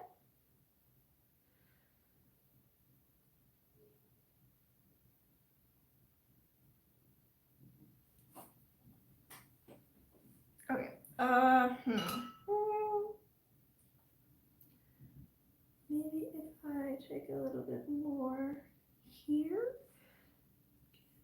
Oh boy. No, this is getting a little crazy. Okay,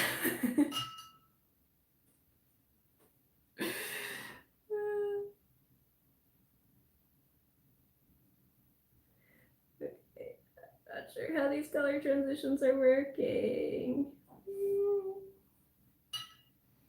Let's try some more this color.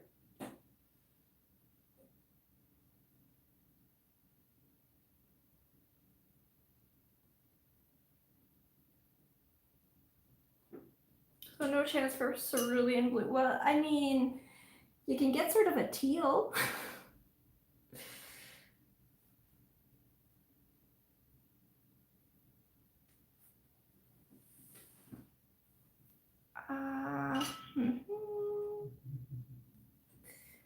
If we just do some.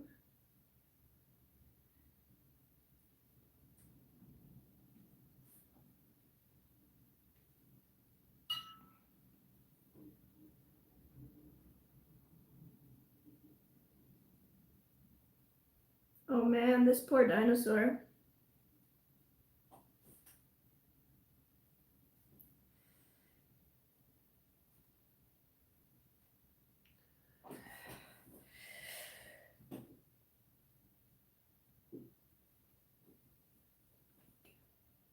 Poor little dude. We're torturing you, little guy.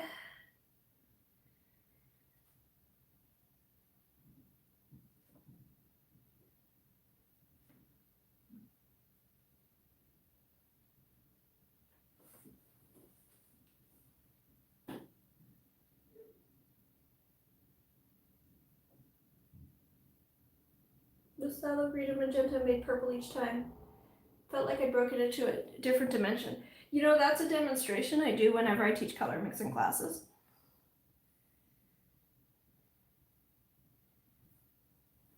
I was like, forget everything you ever heard about primary colors. If you mix like a violet and a phthalo green, you will get a blue.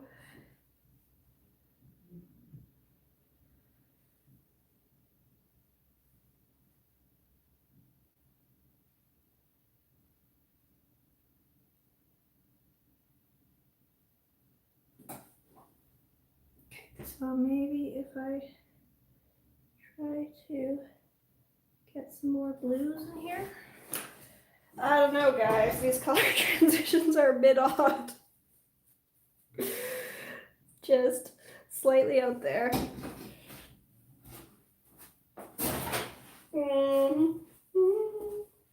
Not really sure about this. This is pretty weird.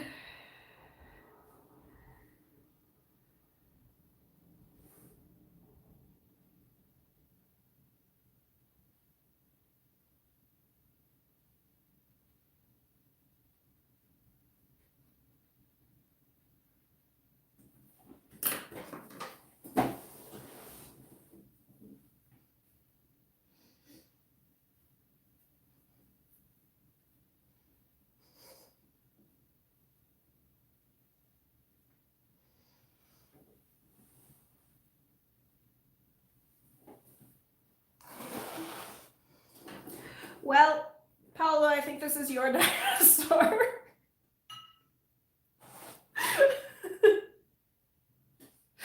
No take backs. Add a bit of reddish brown between the orange and green to neutralize it. Yeah. Yep. Although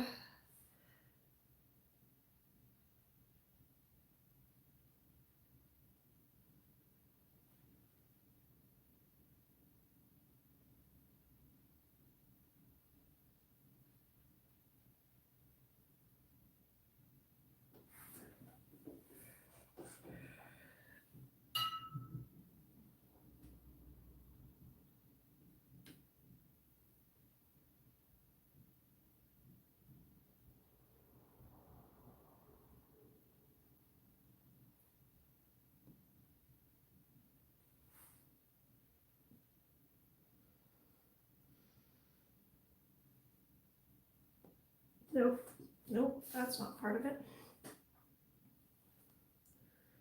Should have been in here.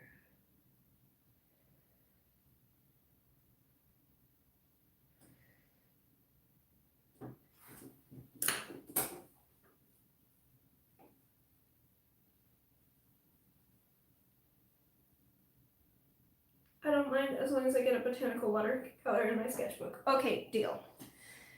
Deal. You will get an actual attention to detail botanical watercolor in your sketchbook, but in this sketchbook, you are getting a rainbow dinosaur because somebody has to have a rainbow. Somebody might take it. That's also true, actually. So if somebody else wants the rainbow dinosaur, you get the rainbow dinosaur. But otherwise, if this sketchbook arrives at Paolo's and there's still a rainbow dinosaur in it, I'm counting on you to take this bullet.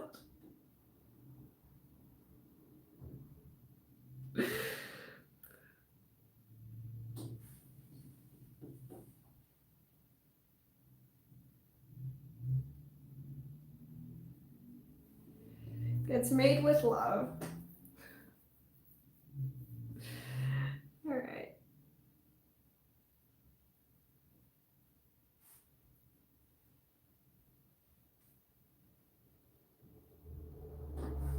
Okay, so now this is like most of the way to dry, and I can get some more orange in it since it's Paolo's dinosaur. I'm counting on the lichen. Yeah.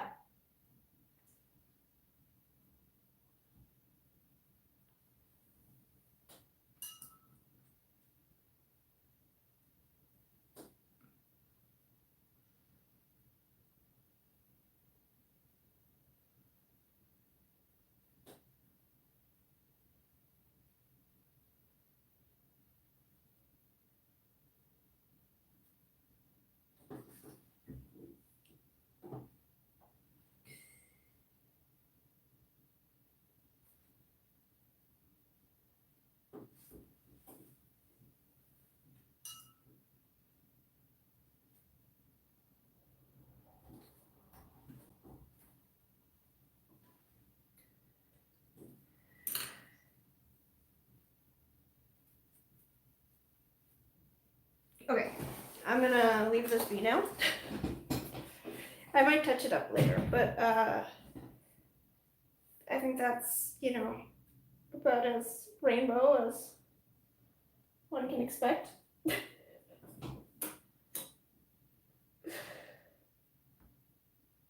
think I made a mistake not taking a photo before adding the ink work. Well, I think I made a mistake listening to suggestions like make the face lime green.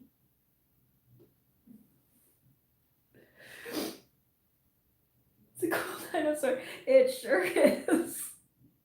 And you know what? If you see some of the birds from Australia, it's not that weird. Never listen to the chat. Well, you know, it's good to do these experiments, even if they don't always work. You know, I'm enjoying this psychedelic dinosaur nonetheless. And yeah, it's kind of fun. All right, 4:45. Okay, actually, so I was gonna do another sketch, but I think I'm actually getting a little tired, so I think I might just wrap it up here and go get myself some food. But yeah, this was super fun. Thanks for joining me, guys. Don't forget to hit like on the stream. And if you're not already in my Discord server, come join me in my Discord server, which I should have put in the description, but I did not. So I'm gonna do that now. I'll add it to the video description. I will also add a bunch of listings for other streams going on this weekend if you enjoy streams, or if other people want to drop their channel links. Ev will be streaming at 2 p.m. tomorrow, I believe. And then we've got Dan, streaming at, what is it, 9 a.m. Eastern time on Sunday, followed by Cyan around 11. Thanks, Ev.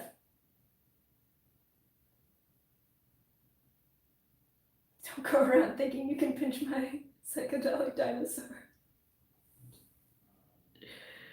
Well, this is a unique thing, you know? And it might become a collectible item when I'm a famous botanical artist. Like, oh yeah, and sometimes I do this other stuff too. Like the rare realist Picasso work, you know? Bye, guys.